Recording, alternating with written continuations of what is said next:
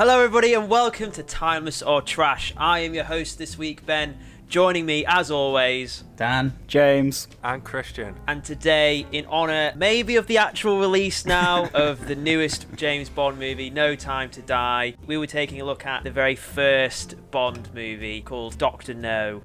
I have seen this movie before, not for years. I would have watched it as a kid and stuff along with all the Bond movies. I was a fan of Bond growing up. If you're a fan of Bond as well, check out our Die in the Day video from a long time ago. That's a good watch. We enjoyed that one for several reasons. I think I remember most of this film. I don't think there's much to remember. So cool. Great choice for YouTube content. Let's see how it goes. What is everybody else's opinions or thoughts on Dr. No? Have we seen it? Was this a mistake doing this video? What do we think, Dan? I suppose it remains to be seen if it's a mistake, because I don't think any of us really know what to expect from this film, because, correct me if I'm wrong, we've all seen it, but we don't really remember what happened. Pretty much, yeah. Like, I've seen it, but I remember nothing about it. I've definitely seen this film a long time ago. I know, obviously, it's the first Bond film, and that's about all I remember of it, honestly. So that points to it maybe being kind of boring compared to some of the later offerings. I guess we'll find out. I'm expecting sexism. I'm expecting problematic scenes. And that's just from Ben. That's just from Ben. But, you know, I might be surprised. It might not be. So let's see. Let's find out. What about you, Christian? You've got a really tasteful background. What do you think of the movie? Yeah, I've seen this movie once. I watched it, I think, in first year of uni, and I don't really remember a whole lot apart from this being the film that put like the nail in the coffin of I don't really like Bond movies. The first one. well, like I'd seen, I hadn't exactly like I didn't start with this one, did I? Yeah. It wasn't the first. Got to the gun barrel. What is this? This was like the third or fourth Bond film I'd seen, and it just sort of finished, and I was like, I don't think I like Bond films. What about you, James? I'm surprised you even said you've seen this one. Oh yeah, it's because my mum's a huge Bond fan, so like I've watched a couple of the old ones with her. I just remember like nothing about them. They all kind of merge into one, the few Connery ones I have seen. Okay. Interesting. Alright guys, so shall we crack on, give this film a watch and see what the hell's going on here? Let's see if it's any good. Let's find out, shall we? Yeah.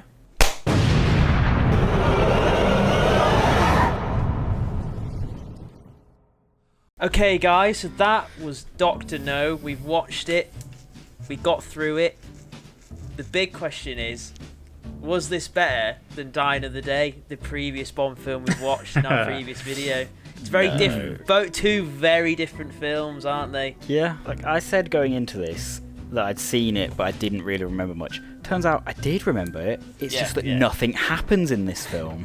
It's definitely a slower paced, slower burn. Maybe not the best thing to watch after a tiring day. It's long. Like, it's not that long a film, but boy, does it feel it. It's just lots of people having a conversation in one note, then they have another conversation, then he throws a punch, then a gun gets pulled on him, then he goes to have another conversation. It's just very samey in one note for a lot of it. You could describe that simplicity, could be described like any movie, to be that simplistic. It just felt like there's no up and down, and it all sort of felt like it was just running at sort of one level the entire way through. I wouldn't say running, a brisk kind of leisurely strolling. Enjoy the Jamaican sun, kind of do some looking at rocks, maybe talk about going to an island, and they go, I'll do it tomorrow, and I'll wait till somebody turns up to the flat, and then I'll get around to it. That was my favourite thing about this whole film. They're like,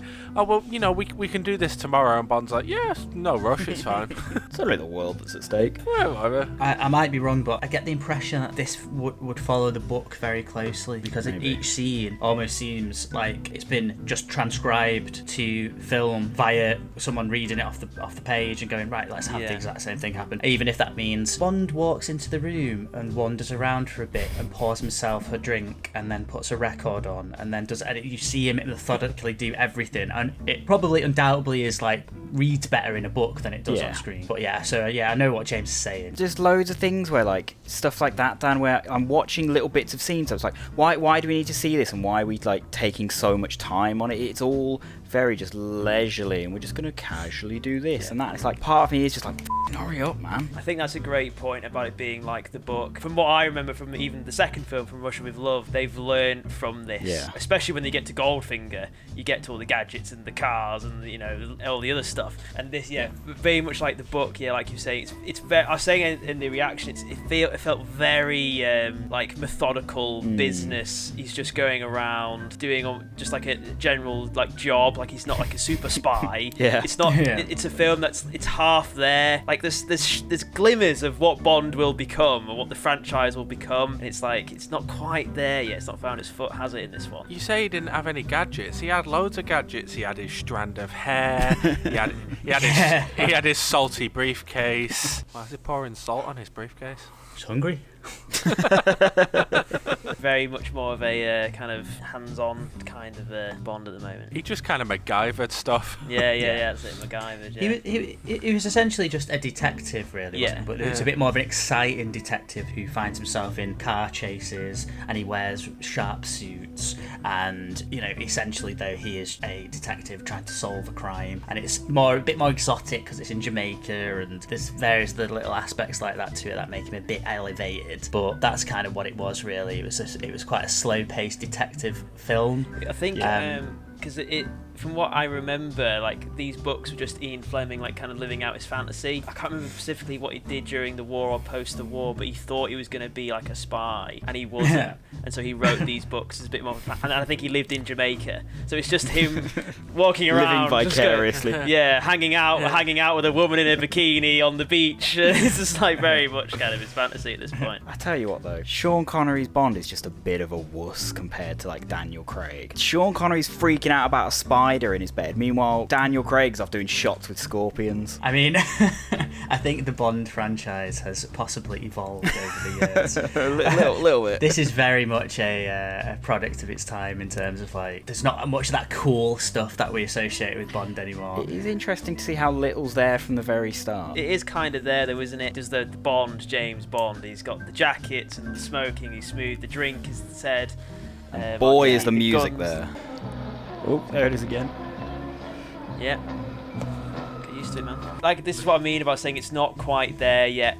When is the opportune moment to use the Bond theme? You think, car chase, maybe when he gets the girl, says the one line, we'll use the Bond theme then. Not quite. We're going to do it when he walks into reception. When he gets to the phone booth. We're going to do it as he wanders around an airport. Yeah, it's strange. This is the first time anyone had heard this theme, and it's kind of like, maybe they just thought, we've got a good theme on our hands here. We need to play it as much as possible, and then it's just become kind of like synonymous with Bond. It's a striking beginning. It is iconic, the beginning. Could you imagine you don't know what you're expecting? You just see this man walking and then he shoots you and the blood comes down, the music just bellows at you. And no wonder they've kept it ever since. It's become a staple of the franchise. It's just awesome. Did we all like the reveal that there wasn't really a dragon? Who thought for a split second that there might actually be a dragon in this film? I think you thought there would be. James. I was hoping there'd be a dragon in this film. I was hoping, for the love of God, that there might be something entertaining in this film. Yeah, to subvert your expectations. You thought you wanted a dragon. I did want the dragon. But instead you wanted a slow-moving tank thing.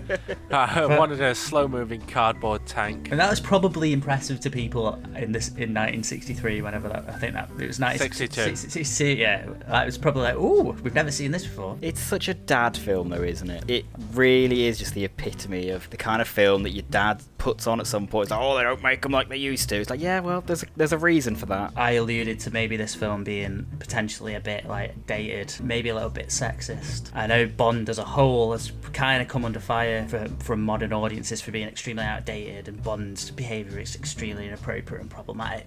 Do you feel like that happened in this film? How do you feel about, like, any potential sexism, racism, stuff like that? I don't think think it was as egregious in this one, because in this one, especially the section where he goes to that lady's apartment, I didn't mind it as much because he's doing it for a reason. He's keeping her there, and she also was keeping him there, so she's bad. I assume this film was primarily written by a man as well, so all those interactions are very much weighed in favour of the man. Back to the whole like being a dad film, it's very like written by men as well. Yeah, and she leaves the water in the bikini. Like, does it need to be there? Does she need to wear the bikini and all that stuff, you know? I mean, I was expecting worse. I feel like it gets worse. I think it gets worse. Yeah, for sure. Like, there's several scenes I can think of, with Connery in mind, especially where it's just like, oh my god, come on. Yeah, man, like, oh my god. Okay, you did an interview in which you said, not the worst thing to slap a woman now and then. As I remember, you said you don't do it with a clenched fist, it's better to do it with an open hand. Yeah, remember that? Yeah. And I didn't love that. I haven't changed my opinion. The biggest problem with this film, though, is that it's just a bit it was just a bit boring, wasn't it? It was just a bit boring. You could have got it down to an hour and a half. We waste so much time doing this all like investigating. I'm going to drive to this place and then I'm going to do this thing, and just kind of not really a lot happening. Then suddenly they're at the base where they could do all these good action scenes and all this, and maybe have some really good interactions with the villain, all crammed in the last like 25 minutes. But it's clearly a budget thing, isn't it? Probably, We've got room for a few rooms, one explosion, some big fish, and that's like it. I thought those big fish were going to come back, and they weren't actually going to be big fish. It wasn't really magnified. Yeah, you wanted that, like, what the Austin Powers piranha scene gets exactly. eaten off, whatever it is. Apparently they filmed like the footage of the fish way in advance of the scene was filmed, and completely forgot about it until the day before the scene was due to be filmed, and that was when they remembered. But they didn't have time to do anything with the footage, so they just had to play it with the fish looking massive and added the line on the day about it magnifying the fish. Really? That's It's good amazing. though. Just justify why it looks so big. I found the actor playing Dr. No like really watchable though. Really? I found it, even though he's like so deadpan and so straight, I found him like really watchable for some reason. Like the way he pronounces Spectre. Found him like weirdly like compelling, even though he was very dry. That's the thing. I think he got a certain quality about his voice, but I just think like there was nothing in there. It's all just a bit sort of Mr. Bond. That's just the whole film. What do we think of Sean Connery's Bond? He's an arsehole. Again, the whole thing's a bit sort of flat, but it's suave and it's a bit cool. He's got some bits, like the bit where he's been counting the bullets is like... Mr. Smith & Wesson, and you've had your 6.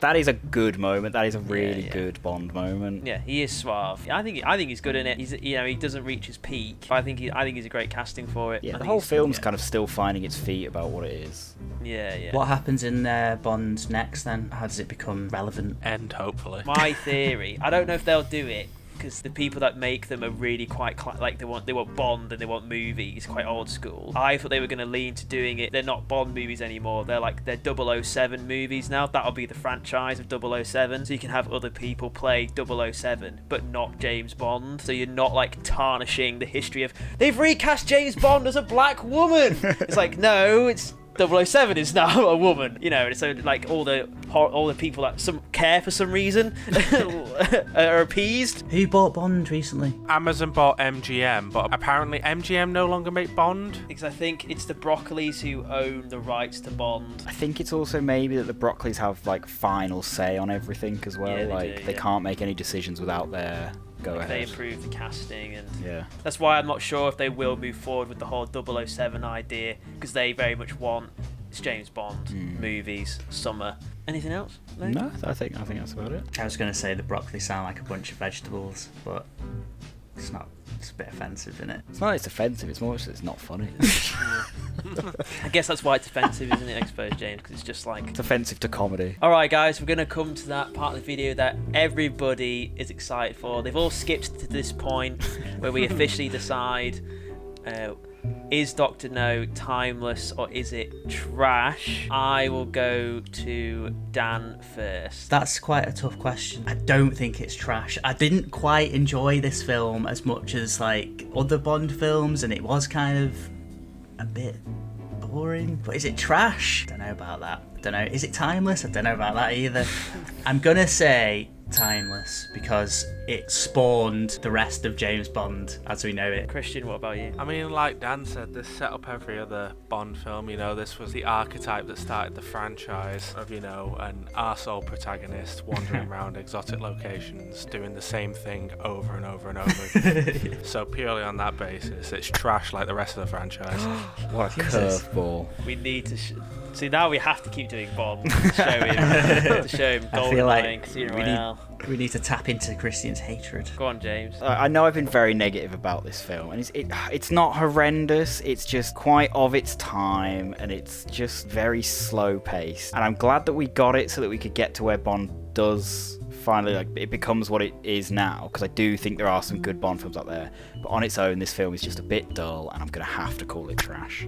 The plot all seems to tie together. I don't think there's like plot holes in this. Everything kind of leads on. He detects, he figures it out, he solves the mystery, he saves the day. It's got some good elements in there, it's got some good scenes. While it is slow, I wouldn't then call it like bad, I just wouldn't call it trash, so I'm not gonna call it trash. Even though I probably wouldn't maybe recommend it. Like, I think I'd like weirdly recommend Dying of the Day over it because at least like that's hilarious. So I think I'm gonna call it timeless, even though it kind of isn't. Okay, guys, so we have another undecided. So this was a waste of time. So Well done. another one to add to the list of whatever. And I wonder, what was the point? If you like this video, make sure you check out our next video. Clip. Oh my god, Danny DeVito, I love your work! Thank you for watching, guys. Do you think this film is timeless or trash? Have you even seen it? Should we have done another Bond film? Should we do another Bond film in later or even as soon as possible? Should we do GoldenEye or any other Bond movies? Do let us know. And give us a like, give us a little subscribe, a little comment. And check out some of our other videos I've never seen, other times or trashes, and we'll see you next time. Goodbye. Bye. Right.